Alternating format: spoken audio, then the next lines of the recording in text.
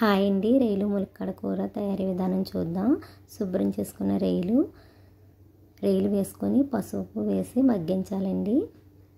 పసుపు వేసుకోవడం వల్ల రొయ్యలు నీసు వాసన అన్నది రాదండి.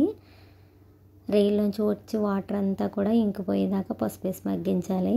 చూడండి, వాటర్ వచ్చింది, అదంతా ఇంకిపోవాలి. ఇప్పుడు మసాలా కోసం చూద్దాం. గసగసాలు, ధనియాలు, జీలకర్ర, లవంగాలు, దాల్చిన చెక్క వేసి ఒకసారి మిక్సీ చేసుకోవాలండి. అవి మిక్సీ చేసుకున్నాక అందులోనే అల్లం వెల్లుల్లి కూడా వేసి వాటర్ వేసి పేస్ట్ కింద చేసుకోవాలండి. ఇప్పుడు కర్రీ కోసం ఉల్లిపాయ, పచ్చిమిర్చి, కరివేపాకు, మిక్సీ చేసుకున్న పేస్టు, కారం, ఉప్పు, ములక్కాడ, పసుపు నిండి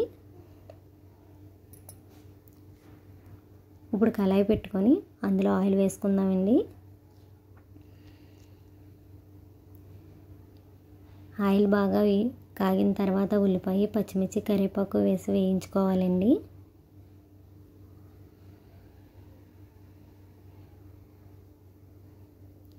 అంటే నాకంటే చిన్నవాళ్ళు, రాని వాళ్ళు ఉంటారు కదండి, వాళ్ళ కోసం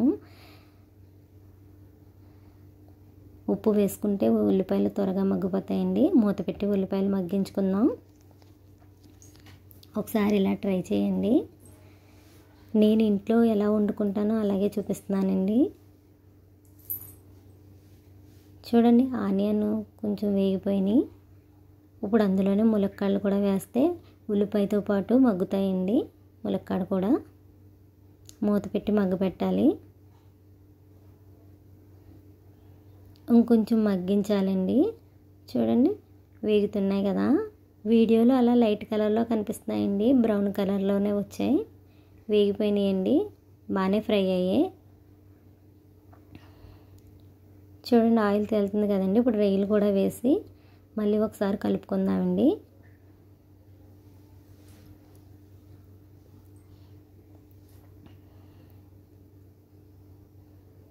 ఉల్లిపాయ, ములక్కాడ, రొయ్యలు కూడా కొంచెం మగ్గిన తర్వాత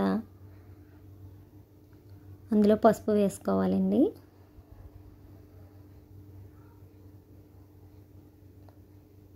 ఉల్లిపాయ ఎంత వేగితే కర్రీ అంత టేస్ట్గా ఉంటుందండి.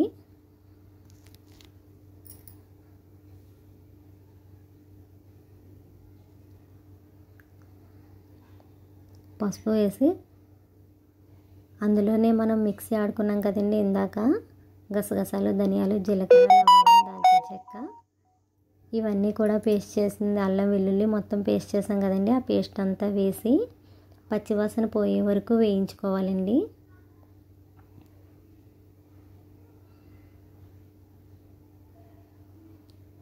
మొత్తం మసాలా అంతా వేగి ములక్కాడ రొయ్యలకు కూడా బాగా పడుతుందండి.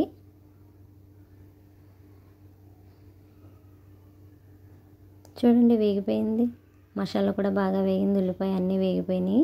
ఇప్పుడు ఇందులోనే మనం కారం వేసుకోవాలండి. 2 స్పూన్లు కారం వేసుకోవాలి. నేను ఇందాకే ఉల్లిపాయ వేగినప్పుడు ఉప్పు వేసాను కదండి, మీరు టేస్ట్ చూసుకొని సరిపోతే వేసుకోవచ్చు. ఇప్పుడు ఇందులోనే కొంచెం వాటర్ వేస్తే మొత్తం ఫ్లేవర్స్ అన్నీ పడతాయండి. ములక్కాడ, రొయ్యలు అంతా కూడా ఉడికిపోతుంది. తగినన్ని వాటర్ వేసుకొని మూత పెట్టి మగ్గించుకోవాలండి.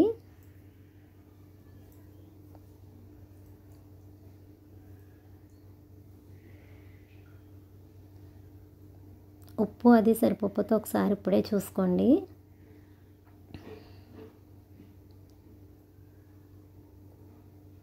కూర మగ్గిపోయిందండి, ఒకసారి చూడండి మీరే. ఆయిల్ పైకి తేలిపోయింది కదండి, కూర రెడీ అయిపోయినట్టే. వేడివేడి అన్నంలో ములక్కాడ రొయ్యలు కూర చాలా బాగుంటుందండి. ఒకసారి ఇలా ట్రై చేయండి. నచ్చితే కనుక లైక్ చేసుకోండి, సబ్స్క్రైబ్ చేసుకోండి. Thank you friends.